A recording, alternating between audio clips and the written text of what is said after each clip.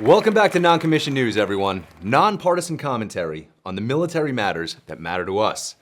I'm Jamie Goldstein. Let's step off. Marine Corps Recruit Depot, Parris Island, may soon go the way of Marine Corps recruiting centers all over the country, empty and abandoned. Amidst rising concerns over climate change, the branch is considering abandoning the iconic installation altogether and moving their cult indoctrination moving their brainwashing headquarters. Moving the recruit training depot to somewhere with more hospitable weather. More specifically, somewhere that will still be on the map in 30 years. According to a 2016 case study from the Union of Concerned Scientists, by 2050, Parris Island could experience tidal flooding 300 times annually, effectively keeping it underwater for 30% of the year. Union of Concerned Scientists. Tell me that doesn't sound a little made up. Did they conduct this study with the Coalition for Apprehensive Meteorologists? Was it peer-reviewed by the League of Perturbed Climatologists? Another factor impacting the decision is a rise of extreme heat. Last year, the Armed Forces Health Surveillance Branch released a study that said that between 2016 and 2020, Parris Island reported 576 cases of heat-related illness. I'm sorry, but might we be assigning causation that isn't there? Do those numbers mean that it's getting hotter, or that Marines are just getting whinier? I mean, really, 576 cases in 5 years. That's what, 115 heat cats a year, right? It's just over 3 heat cats a day? Sounds like a ploy to take a break from training to get a date with the silver bullet. Do they still even use those? I mean, shit, if they only bring one silver bullet into the field, there is bound to be a grip of silver bullet Eskimo brothers running around. 3 heat cats a day. Come on, guys, those are rookie numbers.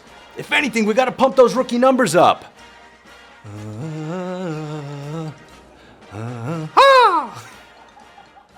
Speaking of Marines, I know you guys have seen this by now. That guy with the ducks in his barracks? Take a look at this.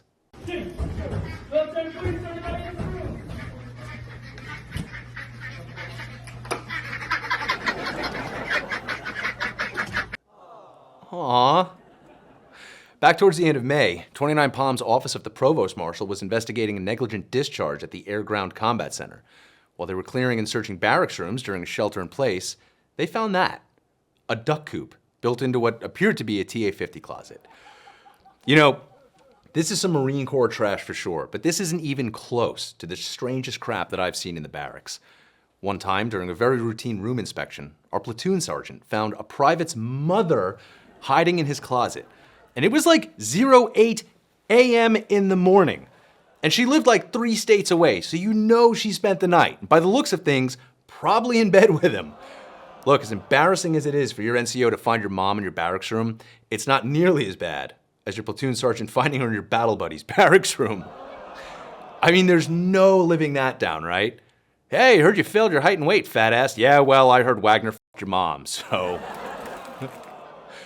Another time, a fellow team leader and I went in to check on our Joes before PT to find our entire squad still drunk from the night before, drilling ground fighting techniques, wearing nothing but PT shorts on a bed of broken glass that they created by smashing fluorescent light bulbs that they ripped out of the ceiling.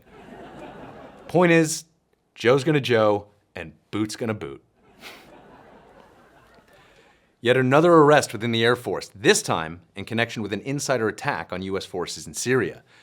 You may remember earlier this spring when US-based Green Village was rocked by an explosion. Authorities initially believed the blast resulted from indirect fire, but after an investigation, the blast was determined to have resulted from, quote, the deliberate placement of explosive charges by an unidentified individual. Well, they put the cuffs on such an individual and threw his ass into pretrial confinement. According to Ann Stefanik, Air Force spokesperson, the airman was taken into custody on June 16th after his commander, quote, made the decision to place him in pretrial confinement after reviewing the information in the investigation. Now, Green Village is host to approximately 900 US personnel supporting the mostly Kurdish Syrian Democratic Forces battling Islamic State extremists. So what is this guy, a fucking jihadist?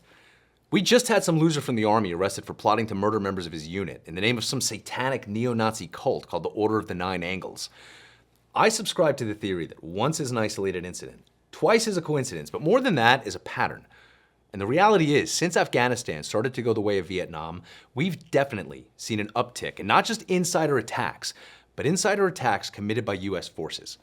Pensacola, Florida, Pearl Harbor, Hawaii, the Navy Yard in DC, a couple in Fort Hood. And now this. As much as I'd love to see a committee formed to investigate and address this, I'm skeptical that they'd come back with anything better than the equivalent of a 24-hour safety stand-down and a PowerPoint presentation on how to spot insider attack indicators through apathy-tinted iPro. More bad news about officer conduct and accountability, this time from the Louisiana National Guard. Scumbag Captain Billy Joe Crosby Jr. was allowed to retire with full benefits after sexually assaulting a subordinate in front of witnesses. This dickless piece of shit cornered the unnamed female soldier in the unit's arms room, shoved his ugly, stupid-looking face between her breasts, and motorboated her in front of witnesses. Aside from yet another service member being casually sexually assaulted, the most disturbing thing about this attack is that it was telegraphed. Captain Face, or Crosby, once told another soldier that he tasked her to drive with him on a mission because he, quote, liked looking at her tits.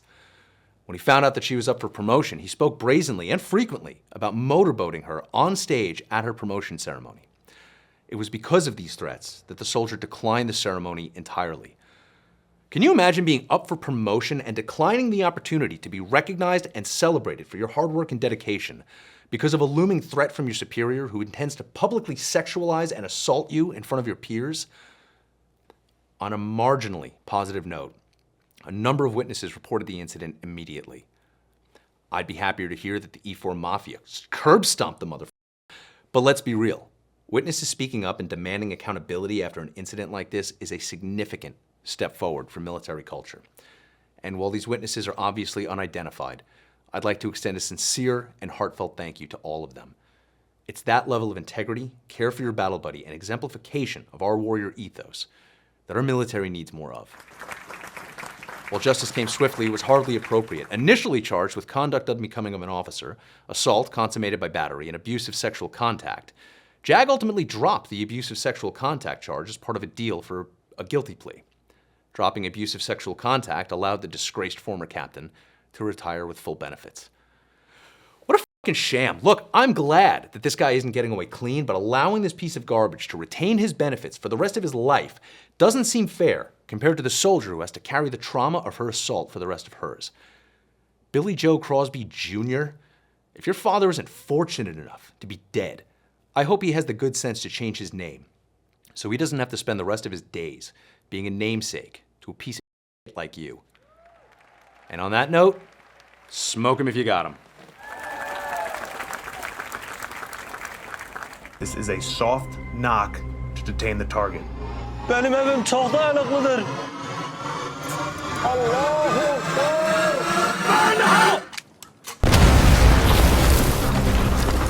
How's the A&P integration coming along?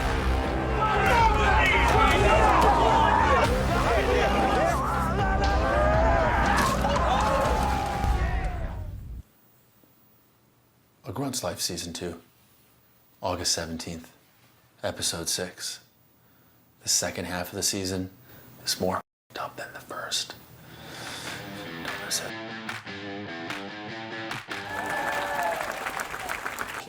What's going on, guys? If you like that, click this link here to watch more. If you're ready to subscribe and keep us in business, click on this link here. And you know the Selective Service is coming back. I kind of want to keep my day job, so subscribe.